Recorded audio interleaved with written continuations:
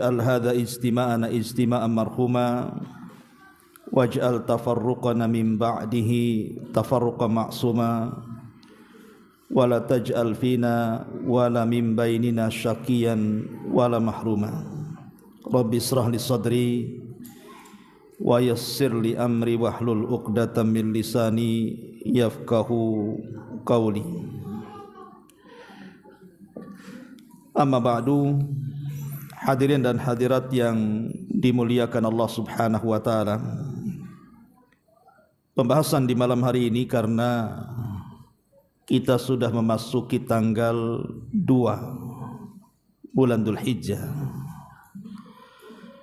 Karena masuknya waktu itu kan seiring dengan tenggelam matahari. Artinya kita sudah masuk pada tanggal 2 Dzulhijjah. Dan bulan Dzulhijjah ini disabdakan dalam sebuah hadis dari Nabi SAW termasuk khairu ayyamid dunya, sebaik-baik hari di dunia ini. Tidak ada satupun hari di dunia yang lebih baik dibandingkan hari-hari di 10 awal bulan Dzulhijjah. Disebutkan oleh para ulama, ada 10 hari dalam setahun itu di 3 waktu. Semua sangat istimewa. Pertama 10 akhir Ramadan, dari tanggal 20 sampai tanggal 30. Kemudian yang kedua 10 awal bulan Muharram, dari tanggal 1 sampai tanggal 10. Dan yang ketiga 10 awal bulan Dzulhijjah. Ini 10 hari ini luar biasa di sisi Allah Subhanahu wa taala. Tapi dari kesemuaannya, dari 10 akhir Ramadan, 10 awal bulan Muharram, 10 awal bulan Dzulhijjah, 10 awal bulan Dzulhijjah ini yang paling istimewa. Karena Nabi SAW menganggap bahwa 10 awal bulan Dzulhijjah ini khairu ayyamid dunya, sebaik-baik hari di dunia ini dalam setahun.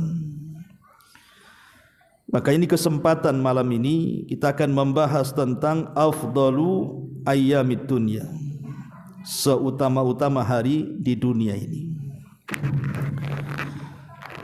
Ma'asyiral muslimin yang dimuliakan Allah Subhanahu wa taala. Sebagaimana biasa kita urut dari sisi sejarah, kemudian masuk kepada keutamaan-keutamaannya, kemudian masuk kepada amal-amal apa saja yang harus kita lakukan selama bulan Dzulhijjah ini. Inilah 3 pembahasan yang kita akan bahas di malam hari ini. Mudah-mudahan cukup waktunya. Yang pertama bicara tentang ahdath dulu. Ahdath tarikhiyah namanya. Sejarah yang terjadi di zaman baik sebelum Islam ataupun di zaman setelah datangnya Islam. Ma'asyiral muslimin yang dimuliakan Allah Azza wa Jalla, di dalam Al-Qur'an, tepatnya dalam surah Al-A'raf ayat 142. Allah Subhanahu wa taala berfirman, wa wa'adna Musa 30 lailatan wa atmamnaha bi ashrin fatamma miqatu rabbih 40 lailatan.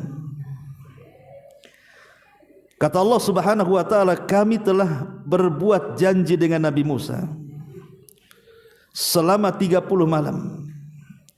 Kemudian kami sempurnakan dengan 10 malam berikutnya, maka sempurnalah perjanjian Musa dengan Rabb-Nya 40 malam. Apa maksudnya ayat ini?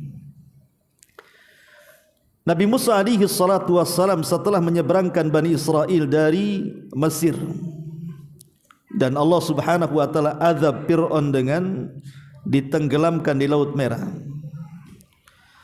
Kemudian Musa pun berhasil membawa Bani Israel ke tanah perjanjian. Maka Musa meminta kepada Allah Subhanahu wa taala untuk dibuatkan undang-undang kepada mereka. Maka kemudian Allah pun mengabulkan keinginannya dengan cara mengundang Nabi Musa ke Bukit Saina, atau bahasa Quran disebut Tur namanya, dan itu sering dijadikan sumpah dalam Quran. Lah ketika sampai di Bukit Tur saja, karena dia akan berdialog dengan Allah Subhanahu wa taala, maka dia pun kemudian berpuasa selama 30 malam. Di malam ke-30 itulah Nabi Musa hendak membatalkan puasanya. Tapi Allah Subhanahu wa taala kemudian melarang dan disuruh menyempurnakan 10 hari berikutnya, sehingga puasa Nabi Musa 40 malam. Baru Allah turunkan Taurat kepada Musa. Sebagian ahli tafsir, wallahu alam riwayatnya sahih atau tidak, masalahnya riwayat ini hampir kebanyakan semua ahli tafsir mencantumkannya, baik Ibnu Katsir, At-Tabari, dan banyak tafsir-tafsir yang lainnya, bahwa yang dimaksud 30 hari pertama Nabi Musa berpuasa itu maksudnya di bulan Dzulqa'dah, dan tambahan 10 hari berikutnya maksudnya di permulaan bulan Dzulhijjah, dari tanggal 1 sampai tanggal 10 sebagai penggenap yang 30 hari itu. Artinya bahwa 10 awal bulan Dzulhijjah ini sangat istimewa bagi Bani Israel khususnya, dan bagi Nabi Musa alaihi salatu wassalam, karena setelah 10 tambahan dari 30 hari berpuasa, Nabi Musa pun akhirnya berjumpa dengan Allah dan berdialog dengan Allah Azza wa Jalla. Dan itulah keunggulan Nabi Musa menjadi kalimur rahman, nabi yang banyak berdialog dengan Allah Subhanahu wa taala. Ini yang pertama. Kemudian yang kedua, kisah yang masyhur dalam Quran tentang penyembelihan Ibrahim kepada Ismail, di mana Allah Subhanahu wa taala menyebutkan dalam surah As-Saffat lengkap ceritanya sampai kepada ayat wa fadainahu bidzibhin azim wa tarakna alaihi fil akhirin, dan kami ganti Ismail dengan kambing yang sangat besar, dan itu semua akan menjadi cerita bagi orang-orang yang setelahnya. Ma'asyiral muslimin wal muslimat rahimani wa rahimakumullah, ini dua kisah yang masyhur terjadi di bulan Dzulhijjah dan di awal-awal bulan Dzulhijjah. Kita beralih kepada zaman Nabi sallallahu alaihi wasallam. Kita singkat-singkat saja karena waktu juga mepet dan pembahasan banyak. Pertama, di zaman Nabi sallallahu alaihi wasallam, kita tahu bahwa setelah perjanjian Hudaybiyah, perjanjian Hudaybiyah yang mengikat dengan orang-orang musyrik Arab, walaupun secara zahir merugikan kaum muslimin, tetapi Allah Subhanahu wa taala berkehendak lain dengan perjanjian itu. Lah salah satunya Nabi sallallahu alaihi wasallam dengan leluasa akhirnya mampu menyurati raja-raja dunia agar mereka masuk Islam. Salah satu raja yang disurati adalah Raja Romawi Herakli, kemudian Raja Persia Kisra, kemudian Raja Mesir Muqawqus, termasuk juga Raja Ethiopia An-Najasyi. Lah pengiriman delegasi-delegasi untuk mengirim surat kepada raja-raja supaya mereka masuk Islam itu terjadi di bulan Dzulhijjah. Dan kita tahu pengaruh surat itu luar biasa, karena pengaruh surat itu kan menandakan bahwa Islam mulai tersebar ke seantero dunia. Bayangkan akibat surat itu Najasyi masuk Islam. Raja Najasyi kan masuk Islam dengan surat itu. Kemudian juga Herakli juga akhirnya mengakui bahwa Nabi SAW itu seorang nabi, walaupun dia tidak memasuk Islam karena takut runtuh kerajaannya. Tapi pengakuan kepada Nabi SAW dia seorang nabi didengar Abi Sufyan yang ketika itu masih musyrik. Kemudian juga Muqawqus, ketika dia menerima surat, dia menghargai surat itu. Kemudian dia tidak masuk Islam, tapi sangat memuliakan surat itu, bahkan menghadiahi dua wanita. Pertama Maria Kibtiyah yang kemudian digauli Nabi, lahirlah Ibrahim. Yang kedua Sirin yang kemudian diberikan Rasul kepada juru syairnya Hasan ibn Thabit radhiyallahu an. Lah peristiwa pengiriman surat-surat itu terjadi di bulan Dzulhijjah. Kemudian juga peristiwa lain adalah menikahnya Ali radhiyallahu an dengan Fatimah. Menikahnya Ali radhiyallahu an dengan Fatimah itu pun terjadi di bulan Dzulhijjah. Kemudian lahirnya Ibrahim, putra yang terakhir dari Nabi SAW. Nabi itu punya 3 putra, 2 dari Khadijah, 1 dari Maria Qibtiyah. Dari Khadijah namanya Qasim, putra pertama. Kemudian setelah diangkat jadi Nabi, lahir lagi 1 anak laki-laki namanya Abdullah, tapi dua-duanya mati di waktu bayi. Setelah hijrah Nabi SAW ke Madinah, kemudian menggauli Maria Qibtiyah, lahirlah Ibrahim. Lah kelahiran Ibrahim ini putra terakhir Rasul itu terjadi di bulan Dzulhijjah, tapi sayang di usia 1 tahun 8 bulan dia pun meninggal. Kemudian juga wafatnya Muawiyah bin Abi Sufyan. Dan Muawiyah bin Abi Sufyan ma'ruf, dia penulis wahyu Nabi. Dan dia raja pertama dalam Islam setelah hilangnya kekuasaan Khulafaur Rasyidin. Khulafaur Rasyidin kan 30 tahun. Dimulai dari Abu Bakar, kemudian Umar, kemudian Utsman, kemudian Ali, kemudian Hasan ibnu Ali selama 6 bulan. Kemudian setelah kekuasaan Hasan diserahkan kepada Muawiyah, sampai di sinilah Khulafaur Rasyidin. Baru berpindah kepada sistem kerajaan. Lah raja pertama itu Muawiyah ibn Abi Sufyan. Inilah pengasas daulah Umayyah yang pertama. Lah meninggalnya Muawiyah juga terjadi di bulan Dzulhijjah. Kemudian juga mati syahidnya khalifah yang kedua. Siapa khalifah kedua? Umar ibn Khattab radhiyallahu anhu, sebagaimana disebutkan dalam kitab Al-Mu'jamul Kabir bahwa Umar ibn Khattab radhiyallahu anhu itu meninggal di tanggal ataupun di bulan Dzulhijjah karena ditusuk oleh seorang majusi namanya Abu Lu'lu' al-Majusi saat mengimami salat subuh. Lah meninggalnya itu di bulan Dzulhijjah. Termasuk juga mati syahidnya Khalifah Utsman ibn Affan. Utsman bin Affan dibunuh oleh siapa? Oleh anak-anak muda yang terpengaruh dengan isu hoknya Abdullah ibn Saba, sehingga gerombolannya disebut Sabaiyah.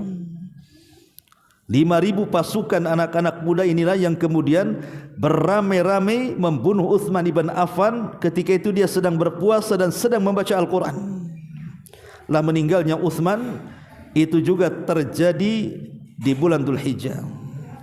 Termasuk juga meninggalnya cucu Nabi. Meninggalnya cucu Nabi Husain itu pun di bulan Dzulhijjah. Ada juga yang mengatakan di bulan Muharram, ada yang mengatakan di bulan Dzulhijjah.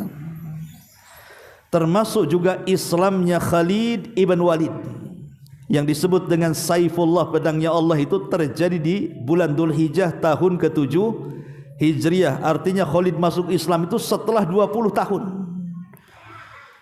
Nabi SAW kan di Mekah 13 tahun. Dia enggak tertarik masuk Islam.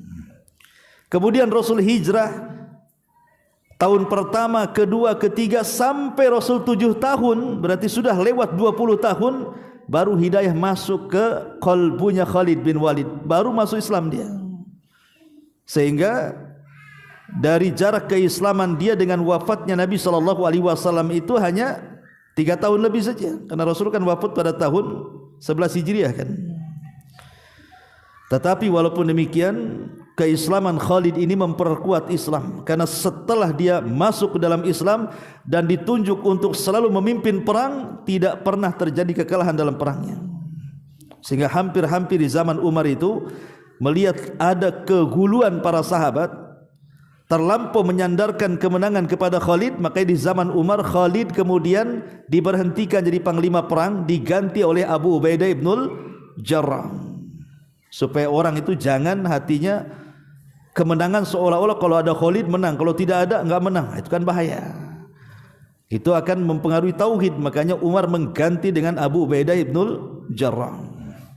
Dan juga sejarah haji juga terjadi di bulan Dzulhijjah. Inilah sejarah-sejarah secara singkat. Termasuk juga kalau sejarah-sejarah setelahnya, sejarah yang sangat mencekam ya, pembantaian orang-orang Syiah Qaramitah, kemudian membantai jemaah haji. Orang-orang Syiah Qaramitah itu kan pernah datang membawa pasukan dari Bahrain, kemudian membantai orang sedang jemaah haji. Bayangkan, sampai haji-haji itu yang sedang tawaf, mereka kemudian bergelantungan di kiswah Ka'bah pun dibantai semuanya. Sebagian dimasukkan ke sumur Zam-Zam, sebagian dilempar kemana-mana, sampai dia cungkil Hajar Aswad, kemudian dibawa ke Bahrain selama 2 tahun. Hilang tuh Hajar Aswad, pernah dicungkil orang-orang Syiah tuh, Syiah Qaramitah namanya. 2 tahun hilang. Tapi setelah banyak bencana di Bahrain itu, dibalikan akhirnya, balikan lagi ke Mekah. Dan itu pembantaian jemaah haji itu terjadi juga di bulan Dzulhijjah karena mereka sedang haji ya. Ini yang sadis lah ya. Ini diantara beberapa sejarah yang terjadi di bulan Dzulhijjah. Baik, kita masuk apa keutamaannya. Ma'asyiral muslimin wal muslimat rahimani wa rahimakumullah. Di dalam hadis Nabi SAW, dalam sebuah hadis, dan hadis ini disahihkan oleh Syekh Nasiruddin Al-Albani rahimahullahu taala dan dikeluarkan oleh Imam Al-Bazzar dengan sanad yang hasan. Dari sahabat Jabir bin Abdullah radhiyallahu an, Nabi SAW mengatakan, afdalu ayyamid dunya al-ashr. Seafdal-afdalnya hari di dunia adalah al-ashru. Apa maksud al-ashru? Yakni ashru Dzulhijjah. Maksudnya 10 awal bulan Dzulhijjah. Kila dikatakan kepada Nabi sallallahu alaihi wasallam, wala mislahunna fi sabilillah. Apakah orang-orang yang beramal di 10 awal bulan Dzulhijjah itu semisal dengan orang yang berjihad di jalan Allah? Maka Rasul mengatakan, la mislahunna fi sabilillah. Oh tidak, masih besar orang yang beramal soleh di awal bulan Dzulhijjah pahalanya dibandingkan orang jihad, kata Rasul. Illa, kecuali kata Nabi SAW, rajulun affara wajhahu biturabi. Kecuali kalau seandainya orang-orang yang berangkat jihad itu kemudian wajahnya dipenuhi dengan debu-debu peperangan. Dalam riwayat, Nabi SAW mengatakan ketika dikatakan oleh para sahabat kepada Rasul, walal jihadu fi sabilillah, apakah sebanding pahalanya dengan orang yang jihad fi sabilillah, kata para sahabat. Maka Rasul mengatakan tidak. Kecuali kata Nabi SAW, kalau memang dia itu berjihad, illa rajulun kharaja bi nafsihi wa malih wa lam yarji min dzalika bi syai'in. Kecuali orang yang berjihad ini keluar membawa seluruh hartanya. Ingat, seluruh hartanya dibawa, tidak disisakan kepada keluarganya. Kemudian dia serahkan jiwanya, kemudian dia bertempur habis-habisan dalam peperangannya, kemudian dia mati syahid dan tidak pernah kembali baik jiwa ataupun hartanya, baru sebanding, kata Rasul. Subhanallah ya. Begitulah keutamaan 10 awal bulan Dzulhijjah. Semua amalan yang dilakukan di bulan Dzulhijjah itu pahalanya lebih besar dibandingkan jihad. Salah satunya antum sini. Antum ini thalabul ilmi nih malam ini, duduk di majelis ilmu. Maka dengan datangnya antum di sini ini, walaupun hanya duduk kemudian mendengarkan kajian, maka pahalanya lebih besar dibandingkan orang yang sedang berperang. Anggaplah hari ini kawan-kawan yang ada di Palestina berperang melawan siapa? Zionis Yahudi. Mengangkat senjata, antum di sini mengangkat pena, yang bawa pena, yang tak bawa pena ya tak ngangkat-ngangkat lah, dengerin aja. Kan itu. Tetapi pahala kita jauh lebih besar, kata Rasul. Yang duduk di majelis taklim itu lebih besar, kecuali kalau jihadnya sama-sama di bulan Dzulhijjah, kan itu. Tentu dia mendapatkan keutamaan waktu. Tapi kalau berperang di luar bulan Dzulhijjah, umpamanya mereka sedang berperang di bulan Safar atau di bulan Rabiul Awal atau di bulan Syawal, sementara kita ngaji di sini, itu pahalanya lebih besar kita dibandingkan mereka. Atas lisan Rasul. Bahkan bukan hanya itu, Ibnu Taimiyah rahimahullahu taala lebih daripada itu. Bahkan orang yang beramal di 10 awal bulan Dzulhijjah itu pahalanya lebih besar dibandingkan orang yang beramal di bulan Ramadan. Kurang apa coba keutamaan bulan Ramadan itu? Di sana ada 10 awal, 10 tengah dan 10 akhir Ramadan. Dan puncak daripada Ramadan di 10 akhirnya. Tetapi 10 awal bulan Dzulhijjah mampu menandingi 10 akhir Ramadan. Kenapa? Pertanyaannya.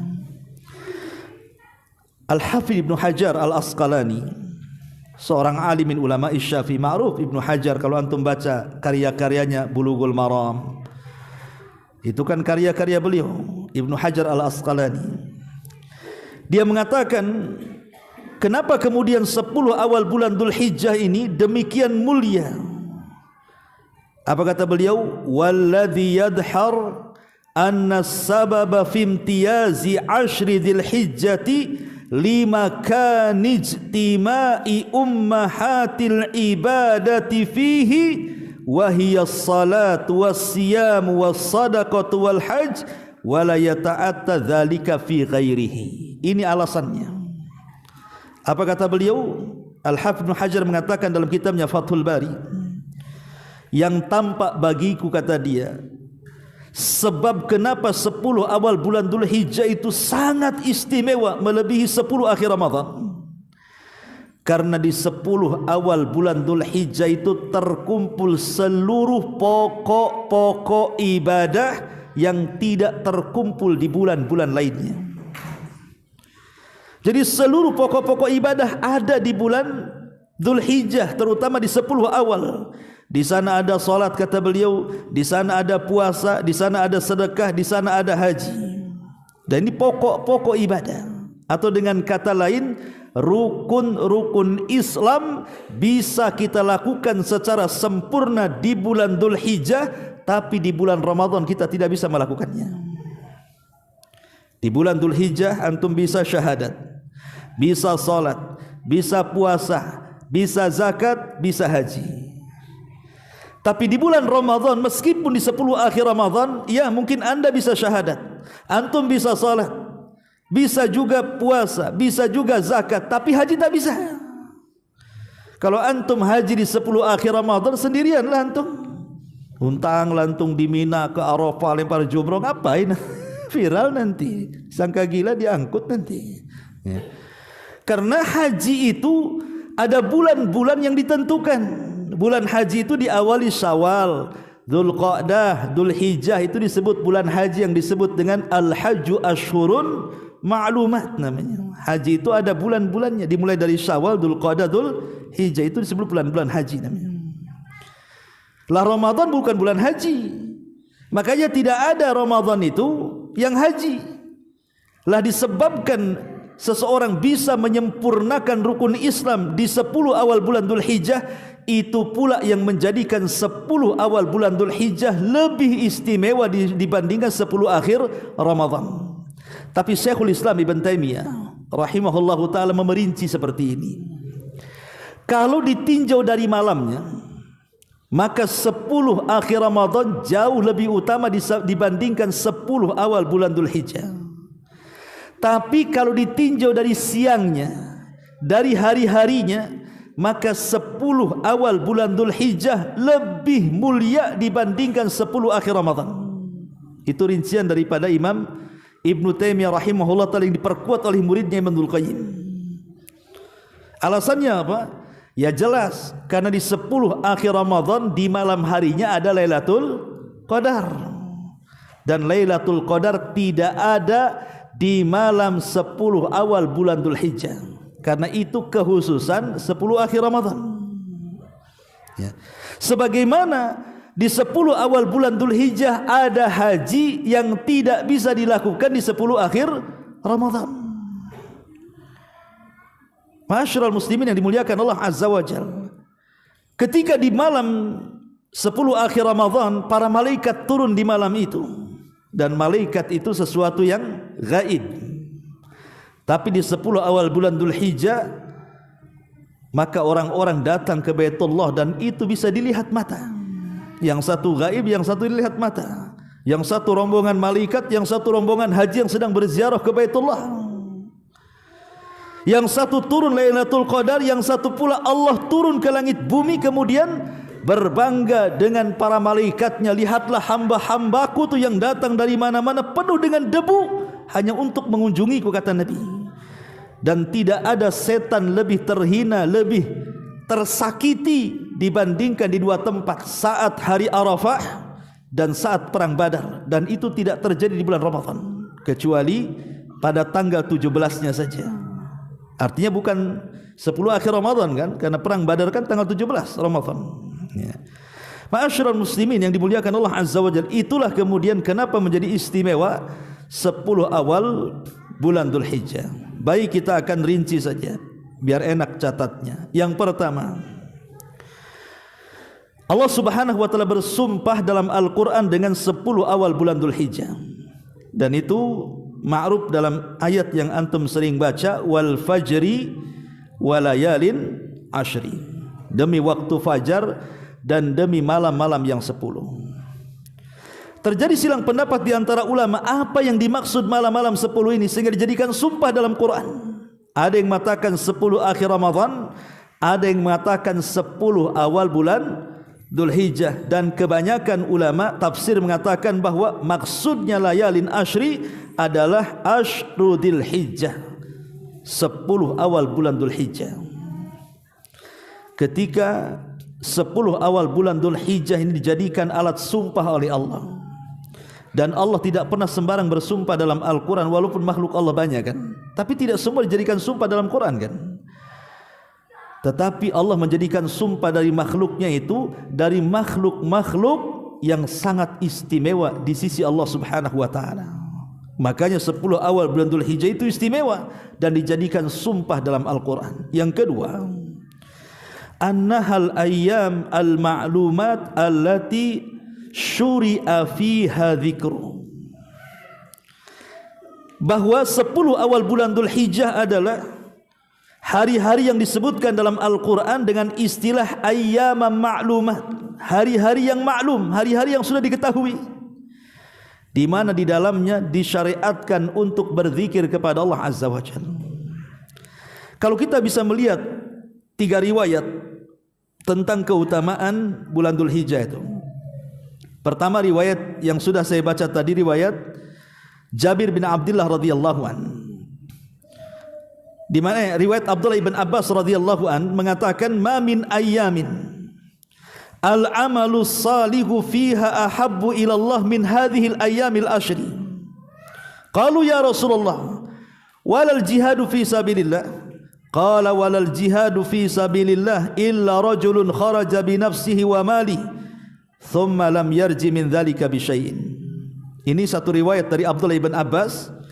Kata Nabi SAW, tidak ada hari-hari yang amal soleh di dalamnya lebih dicintai Allah dibandingkan hari-hari di 10 awal bulan Dzulhijjah.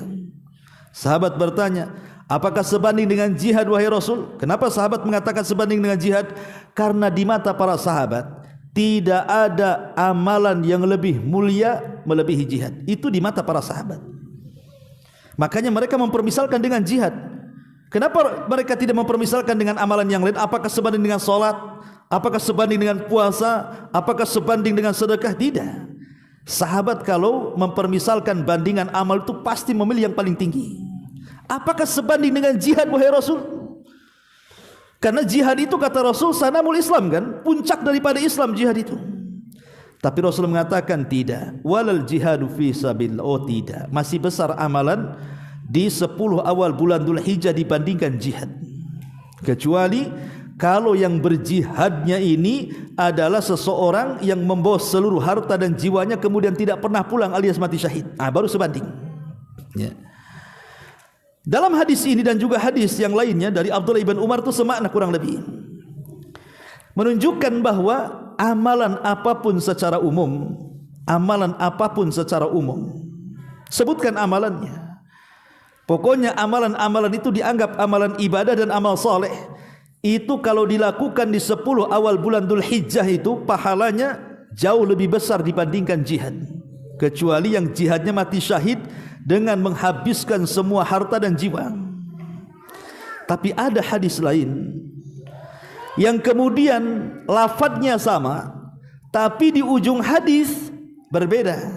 Kata Nabi SAW, "Ma min ayyamin a'zam indallah wa la ahabba ilaihi minal amali min hadhil ayyamil ashri fa akthiru fihinna minat tahlili wat takbiri wat tahmid," kata Rasul. Tidak ada hari-hari yang lebih agung, kata Nabi, di sisi Allah, dan tidak pula amalan lebih dicintai di sisi Allah dibandingkan di 10 awal bulan Dzulhijjah. Oleh karenanya, kata Rasul, perbanyak mengucapkan la ilaha illallah, perbanyak mengucapkan Allahu Akbar, dan perbanyak mengucapkan alhamdulillah. Di hadis yang pertama, Rasul SAW menyebutkan amalan umum. Pokoknya amalan apa saja, kata Rasul, kalau dilakukan di 10 awal bulan Dzulhijjah itu pahalanya lebih tinggi dibandingkan jihad. Tapi dalam hadis yang ini justru Nabi SAW menyebutkan amalan khusus. Berupa apa? Berupa zikir. Disuruh kita memperbanyak tahlil, memperbanyak takbir, dan memperbanyak tahmid. Kenapa? Kenapa zikir diprioritaskan di sini? Ulama mengatakan dan menjawab karena zikir itu amalan yang paling istimewa dari seluruh amalan yang ada. Sampai-sampai Nabi SAW mengatakan, "Ala ukhbirukum bi khairi min a'malikum." Maukah ku habarkan kepada kalian amalan terbaik? Satu, ya, amalan terbaik. Kemudian amalan ini, ala ukhbirukum bi khairi min a'malikum wa arfa'ukum fi darajatikum, bisa mengangkat derajat kalian. Wa azkakum inda malikikum, bisa membersihkan diri-diri kalian di sisi Allah Subhanahu wa taala. Wa khairun lakum min infaqiz zahabi wal warith, lebih baik dibandingkan infak emas dan perak. Wa khairun lakum min antalqau aduwakum fatadribu a'naqahum wa yadribu a'naqakum, dan lebih baik dibandingkan Anda berjihad, Anda membunuh atau Anda dibunuh dalam medan peperangan. Bayangkan amalan ini lebih baik daripada 5 perkara. Amalan terbaik, amalan yang bisa mengangkat derajat, amalan yang bisa membersihkan jiwa, amalan yang lebih baik dibandingkan berinfak dengan emas dan perak, amalan yang lebih baik dibandingkan jihad kita membunuh atau terbunuh. Sahabat bertanya, apa amalan yang punya 5 keistimewaan ini? Maka Rasulullah SAW menjawab, "Adz-dzakirunallaha katsira wadz-dzakirat." Laki-laki dan perempuan yang banyak berzikir. Seolah-olah Nabi SAW ingin mengatakan, penuhilah 10 awal bulan Dzulhijjah ini dengan zikir, gitu maksudnya. Prioritaskan zikir dalam beramal di 10 awal bulan Dzulhijjah. Terutama apa? Terutama menggemakan takbir. Karena Allah Subhanahu wa taala yang mengatakan, "Walitukabbirullaha ala ma hadakum," agar kalian membesarkan Allah karena Allah sudah memberikan hidayah kepada kalian. Makanya Abdullah ibn Umar radhiyallahu anhuma dan juga ayahnya Umar ibn Khattab radhiyallahu an, itu kalau datang di 10 awal bulan Dzulhijjah, maka mereka akan bertakbir di sepanjang jalan, sampai ke pasar-pasar, sampai ke Mina, sampai seluruh penduduk ikut takbirnya Abdullah ibn Umar dan menggema. Dari sini kata para ulama bahwa takbir di 10 awal bulan Dzulhijjah itu terbagi 2. Ada yang disebut dengan takbir mutlak, ada yang disebut dengan takbir muqayyad namanya. Takbir mutlak itu sudah disunnahkan mulai tanggal 1 kemarin. Tanggal 1 tadi itu, sekarang tanggal 2. Sampai kapan? Sampai akhir hari tasyrik. Berapa akhir hari tasyrik? Tanggal 13 Dzulhijjah. Itu hari tasyrik. Ya. Kalau haji itu tanggal 8 disebut hari tarwiyah, tanggal 9 disebut hari Arafah, Tanggal 10 disebut Yaumun Nahar atau Haji Akbar. Tanggal 11, 12, 13 disebut hari Tasyrik namanya. Lah, bertakbir itu dari tanggal 1 sampai tanggal 13. Ini yang mutlak. Adapun muqayyad ini hanya dilakukan setelah solat fardu. Setelah solat fardu. Kapan dimulainya? Dimulainya dari pagi hari Arafah sampai akhir hari Tasyrik. Itu dilakukan setelah solat wajib saja. Dan takbir ini ada dua macam. Ada takbir singkat, ya kita katakan Allahu Akbar, Allahu Akbar. Itu takbir singkat. Pemanyantum sambil jalan dari sini Allahu Akbar, Allahu Akbar, Allahu Akbar. Itu singkat. Tapi ada takbir yang lebih panjang dibandingkan hanya sekadar Allahu Akbar. Takbir yang antum pahami, yang sering antum baca di malam Idul Fitri atau Idul Adha. Allahu Akbar, Allahu Akbar, Allahu Akbar. La ilaha illallah, Allahu Akbar, Allahu Akbar, walillahil hamd. Ini kalau antum mau baca ini bisa dari tanggal 1 kemarin sampai nanti tanggal 13. Kalau antum melakukan belum sampai Idul Fitri bang, Idul Adha juga belum. Kalau takbir itu ya, itu karena orang awam tidak paham. Ya tapi takbir ini kan sendiri-sendiri. Jangan pula malam ini habis ngaji ambil mic antum takbiran, apa enggak digerebek kan? Ini belum saatnya Idul Adha katanya. Karena mereka tidak paham bahwa takbir itu kalau Idul Adha disunahkan dari awal tanggal 1 sebenarnya dan diakhiri tanggal 13. Berarti lama tuh takbir itu harusnya. Ma'asyiral muslimin yang dimuliakan Allah Subhanahu wa taala, intinya bahwa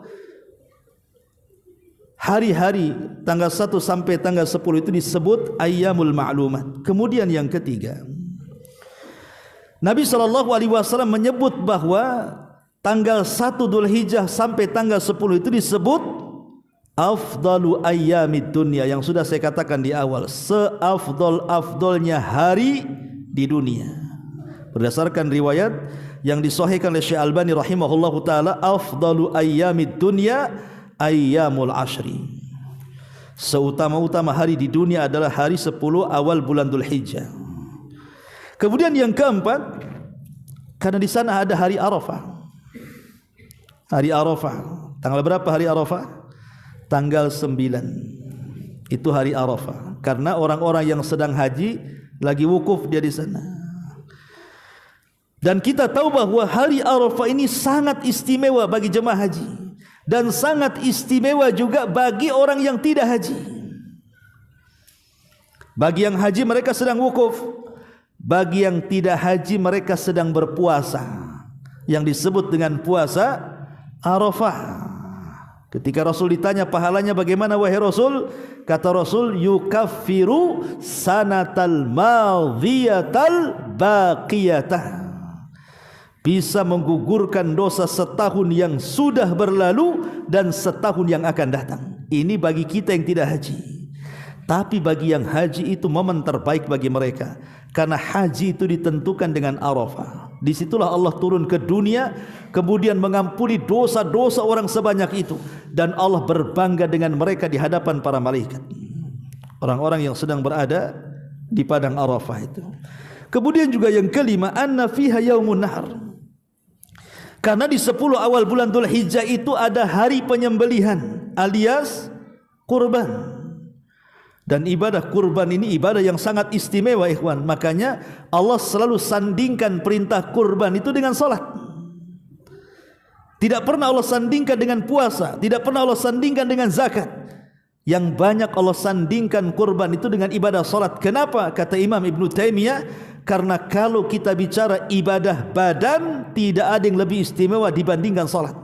Tapi kalau kita cerita ibadah harta, maka tidak ada yang lebih istimewa dibandingkan kurban pada waktunya.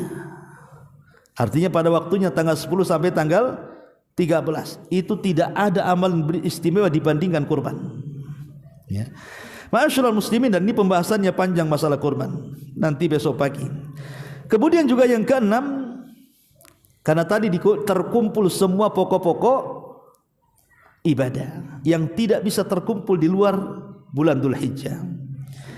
dan yang lebih mulia lagi adalah annahu yaumu ikmalid dini wa itmamun ni'mati, bahwa 10 awal bulan Dzulhijjah turun ayat tentang kesempurnaan Islam. Dalam surah Al-Maidah ayat 3 atau yang ma'ruf antum hafal, al-yauma akmaltu lakum dinakum wa atmamtu alaikum ni'mati wa raditu lakumul Islam madina. Hari ini kusempurnakan agama kalian. Hari ini kusempurnakan nikmatku untuk kalian. Hari ini kuredoi Islam sebagai agama kalian. Kapan ayat ini turun? Ayat ini turun di hari Arafah. Saat Nabi SAW di Bukit Arafah di hari Jumat. Ayat ini turun. Lah ketika ayat ini turun, orang-orang Yahudi datang kepada Umar bin Khattab radhiyallahu anhu dan mengatakan kepada Umar bin Khattab radhiyallahu anhu, annakum taqra'una ayatan law nazalat fina ma'syaral yahud latakhadna dzalika ida, katanya. Kalian selalu membaca satu ayat dalam kitab kalian. Ketahuilah, kalau ayat itu turun bagi bangsa kami Yahudi, kami akan menjadikan turunnya ayat itu sebagai hari raya ulang tahun kami, katanya. Ketika itu Umar bertanya, inilah a'lamu haitsu unzilat wa aina unzilat. Oh, aku tahu ayat itu, dan aku tahu ayat itu turun kapan dan di mana ayat itu turun. Kemudian Umar pun menceritakan ayat itu turun di hari Arafah, di hari Jumat, di padang Arafah. Kemudian dia pun membaca al-yauma akmaltu lakum dinakum wa atmamtu alaikum ni'mati wa raditu lakumul Islam madina. Subhanallah, ini ayat yang sangat agung, ikhwan. Kenapa? Karena hanya satu-satunya agama yang sangat sempurna dan paripurna itu hanya Islam. Tidak ada agama yang lebih sempurna dibandingkan Islam, yang aturannya mencakup segala lini kehidupan manusia, dari yang remeh temeh sampai yang besar sekali. Contoh yang remeh temeh seperti yang dikatakan kepada Salman Al-Farisi radhiyallahu anhu. Ya Salman, kata orang Yahudi ini, apakah sahibukum, maksudnya sahabat kamu, maksudnya Rasulullah, yu'allimukum kulla syai'in hatta al-khira'ah, mengajarkan sesuatu sampai kepada urusan jamban? Kata Salman dengan bangganya, ajal yu'allimuna nabiyuna kulla syai'in hatta al-khira'ah. Ya tentu, sahabat kami, Nabi kami mengajarkan segala sesuatu sampai kepada urusan remeh temeh, masalah jamban pun diatur. Agama mana yang mengatur soal jamban coba? Masuk WC ada doanya. Masuk WC langkah kakinya dijelaskan. Keluar WC ada doanya, langkah kakinya pun dijelaskan. Coba dalam WC juga dijelaskan tidak boleh menghadap kiblat, tidak boleh membelakanginya. Agama mana yang mengatur sampai kepada urusan jamban coba? Lah kalau urusan jamban saja diatur, macam mana pula urusan yang lebih besar dibandingkan jamban? Urusan politik, urusan kekuasaan, lebih diatur lagi dalam Islam. Karena Islam agama yang sempurna. Karena ada orang yang kemudian hendak memisahkan urusan dunia itu dengan urusan agama. Muncullah pemahaman-pemahaman liberal. Pemahaman liberal yang ingin memisahkan antara agama dan dunia. Tidak bisa. Itu perkara yang mustahil dipisahkan. Karena Islam itu mengatur soal urusan dunia juga, bukan hanya sekedar agama saja. Urusan ekonomi ada aturannya, urusan perang ada aturannya, urusan muamalah ada aturannya. Itulah kesempurnaan Islam. Banggalah kita dengan sempurnanya Islam yang tidak berhajat kepada pengurangan dan tambahan. 10 awal bulan Dzulhijjah adalah al-ujuru fiha mudha'afah. Pahala-pahala orang yang melakukan amal saleh di 10 awal bulan Dzulhijjah itu akan dilipat gandakan. Makanya tadi dikatakan oleh Syekhul Islam Ibn Taimiyah, bahwa orang yang beramal saleh di 10 awal bulan Dzulhijjah itu jauh lebih besar pahalanya dibandingkan orang yang beribadah di bulan Ramadan. Logikanya begini. Kalau antum melaksanakan 2 rakaat salat duha atau 2 rakaat salat malam ataupun 1 rakaat witir ataupun 2 rakaat ratibah di bulan Ramadan, kemudian juga kita melakukan hal yang sama di 10 awal bulan Dzulhijjah, 2 rakaat duha, 1 witir, 2 rakaat salat malam atau 2 rakaat ratibah, salat rawatib qabliyah atau ba'diyah. Ulama mengatakan bahwa salat sunnah yang dilakukan di 10 awal bulan Dzulhijjah jauh lebih besar pahalanya dibandingkan orang yang melakukannya di bulan Ramadan. Ini menurut Syekhul Islam Ibnu Taimiyah dan juga muridnya Ibnul Qayyim. Bahkan lebih daripada itu, melihat riwayat-riwayat tadi menunjukkan bahwa orang yang melakukan amal saleh di permulaan bulan Dzulhijjah lebih besar pahalanya dibandingkan orang yang berjihad. Ikhwan, tidak semua orang bisa jihad. Karena jihad itu kan perlu keberanian. Kalau orang tidak berani, jangan lagi cerita dengar bom, dengar petasan saja dah ketakutan. Karena memang harus ada latihan mental jihad itu. Enggak sembarang orang itu main jihad. Ada latihan mental dan fisiknya. Makanya Al-Quran membahasakan kutiba alaikumul qital wa huwa kurhul lakum. Diwajibkan kepada kalian qital, perang itu, dan itu menjadi sesuatu yang kalian tidak suka alias benci. Ya, karena tidak semua ingin perang kan. Artinya kalau kita ingin berjihad, tidak semua orang bisa berjihad. Tapi kalau kita ingin mendapatkan pahala jihad bahkan lebih besar dibandingkan jihad, semua orang bisa melakukannya. Dan itu tepatnya di 10 awal bulan Dzulhijjah, karena amal apapun yang kita lakukan tetap pahalanya lebih besar dibandingkan jihad.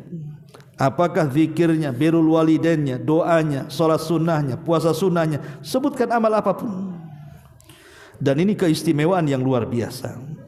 Dan banyak lagi keutamaannya. Kita masuk pada poin yang ketiga, amalan-amalannya. Apa kira-kira amalan-amalan yang harus kita lakukan selama 10 awal bulan Dzulhijjah ini? Tentu amalan-amalan di 10 awal bulan Dzulhijjah ini kan macam-macam. Ada yang berat, ada yang ringan. Yang berat tentu karena ada biaya. Seperti umpamanya melaksanakan ibadah haji. Sebab kalau diistilahkan bulan Dzulhijjah itu orang tidak mengenal bulan Dzulhijjah, tapi lebih mengenal dengan bulan haji. Datang aja Dzulhijjah orang mengatakan ini bulan haji ini. Tapi kan tidak semua orang bisa ibadah haji. Hanya orang-orang yang punya duit saja kan. Tetapi bukan berarti kita tidak bisa melaksanakan atau mendapatkan pahala seperti haji. Bisa, walaupun tanpa haji. Dengan cara apa? Yang paling mudah adalah dengan cara ghibtah. Apa itu ghibtah? Ghibtah itu hasad yang mahmud, hasad yang dipuji. Kan ada hasad itu dua ya, ada yang madmum, yang dicela, ada yang mahmud, ada yang dipuji. Seperti contohnya apa? Hadis Nabi SAW. Dunia ini hanya ditempati 4 manusia. Satu, orang yang punya harta dan punya ilmu. Dengan ilmunya dia bisa belanjakan hartanya di jalan Allah, dan ini disebut a'la al-manazil, paling tinggi tingkatan di hadapan Allah. Yang kedua, orang yang tak punya harta tapi punya ilmu. Dengan ilmunya dia ghibtah atau ghibtah.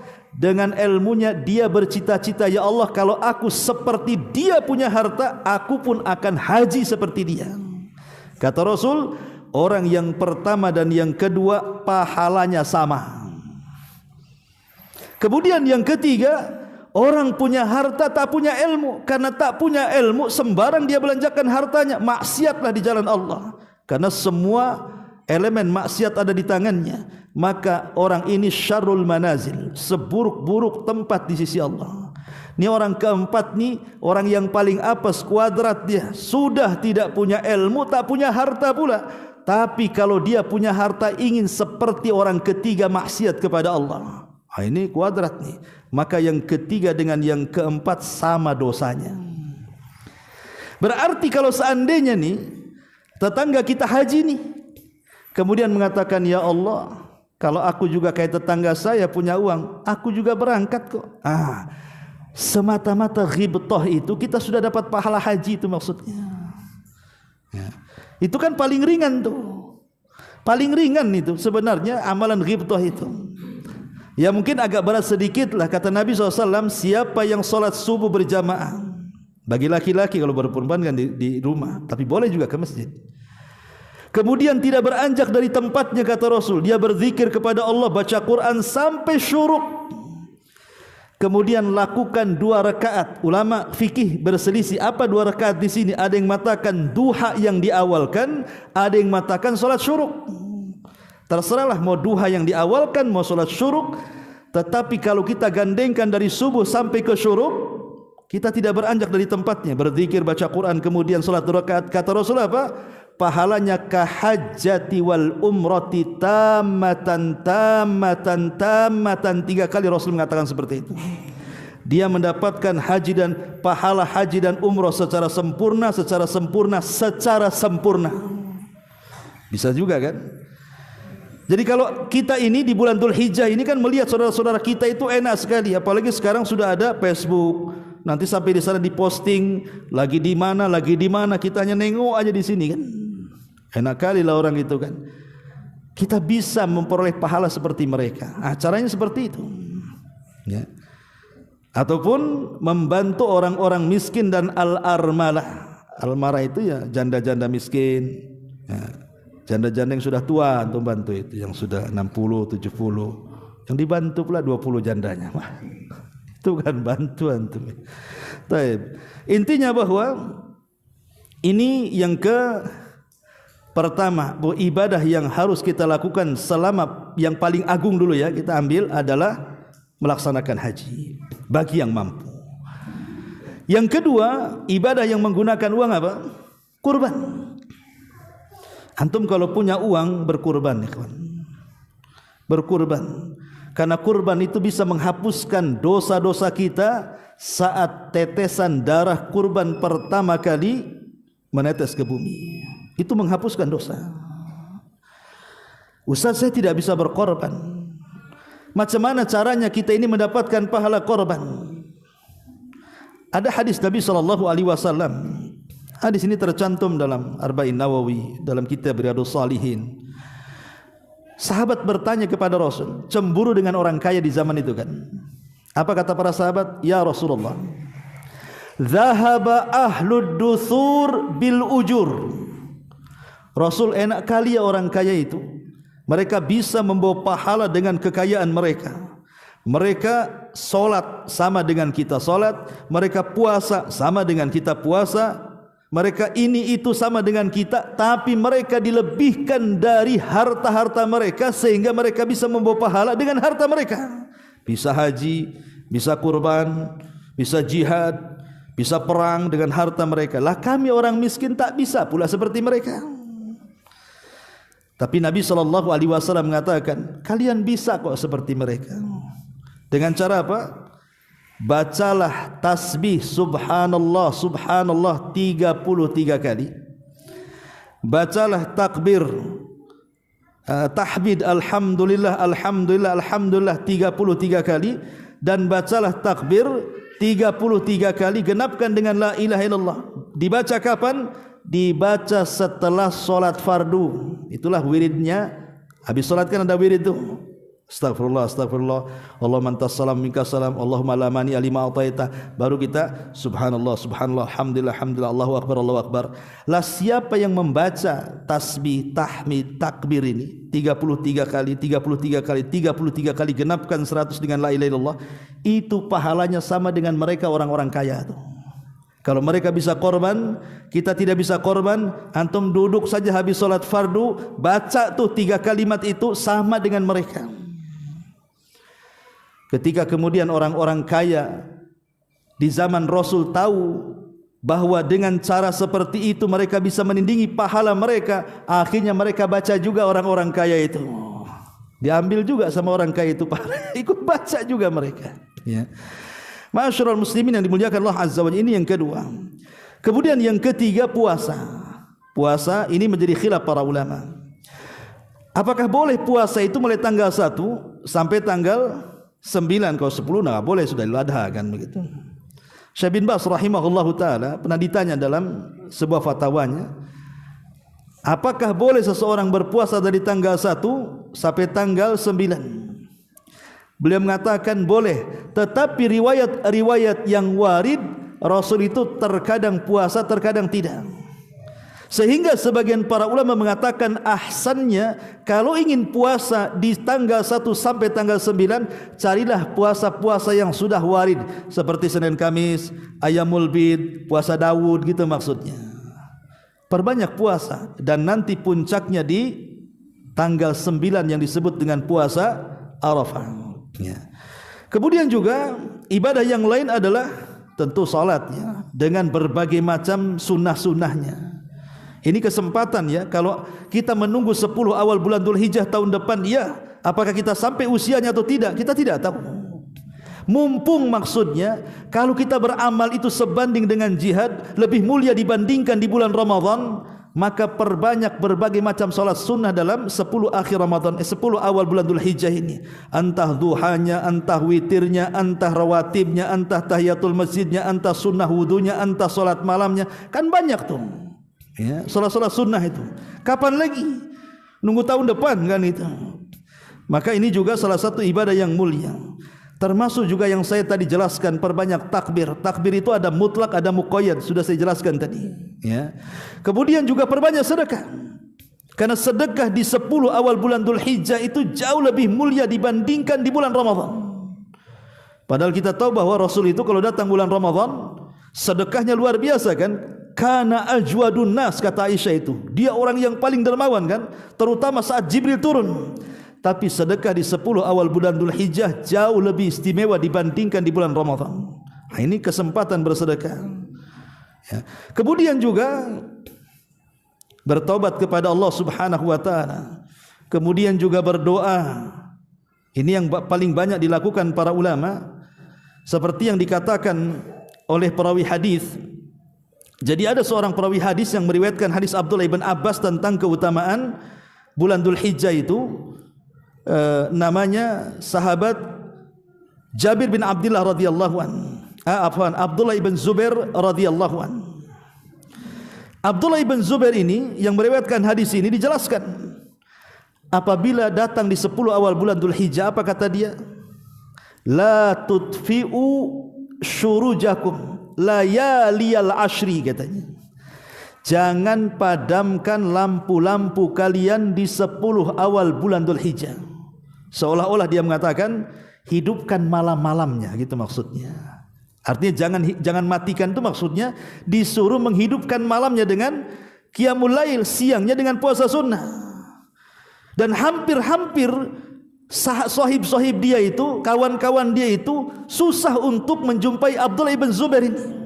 Karena dia betul-betul halwat menyendiri di 10 awal bulan Dzulhijjah dari tanggal 1 sampai tanggal 10, enggak mau ditemui orang. Dia fokus ibadah kepada Allah Subhanahu wa taala. Begitulah para ulama salaf.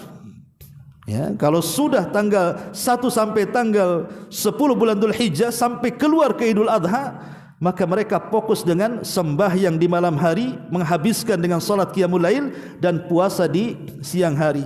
Dan tentunya juga amalan-amalan yang paling penting adalah yang berkaitan dengan amalan-amalan muta'addi. Kan amalan-amalan itu kan ada yang bersifat lazim, ada yang bersifat muta'addi. Lazim itu maksudnya manfaatnya hanya kembali kepada diri kita saja. Seperti salat, itu kan kembali kepada kita manfaatnya. Puasa kembali kepada kita, baca Quran kembali kepada kita, doa kembali kepada kita, zikir kembali kepada kita. Tapi ada amalan yang lebih istimewa dibandingkan amalan-amalan yang kembali kepada kita. amalan-amalan sifatnya muta'addi. Apa muta'addi? Manfaatnya itu sampai ke orang banyak. Bagaimana caranya? Bagaimana caranya? Ya tadi bersedekah. Kalaupun sedekah ini umum, ikhwan, kan tidak mesti dengan harta kan? Sedekah itu tidak mesti dengan harta.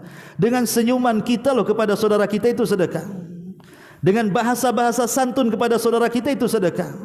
Mencegah manusia dari kemungkaran itu sedekah. Mengajak manusia dari kebaikan itu sedekah. Sampai kepada seorang suami menggauli istrinya itu juga sedekah. Sampai sahabat bertanya, kok bisa seorang suami menggauli istrinya sedekah wahai Rasul? Ya, kalau yang digauli tetangganya nanti berdosa tuh. Ya. Kalau istrinya kan berarti kan berpahala kan? Ya ini kan khusus yang punya istri, antum tak punya istri jangan mau gauli apa antum. Tapi lihat sedekah ini umum sifatnya kan. Tapi ada satu amalan yang luar biasa. Nabi SAW pernah ditanya tentang ya Rasulullah ayyul a'mal ahabbu ilallah. Rasul, amalan yang paling dicintai Allah itu apa? Kata Nabi SAW, sururun tudkhiluhu ala qalbil muslim. Kebahagiaan yang kita masukkan ke hati seorang muslim, atau bahasa ulama disebut jabrul qulub namanya. Ibadah yang disebut dengan jabrul qulub. Apa jabrul qulub itu? Artinya menembel kesedihan orang lain. Itu amalan yang paling baik. Dan yang pertama ditembel tentu hati orang tua dulu, sebelum yang lainnya. Karena dosa yang paling besar dalam uququl walidain juga menyentuh hati orang tua. Maka ketika kita membahagiakan orang tua disebut jabrul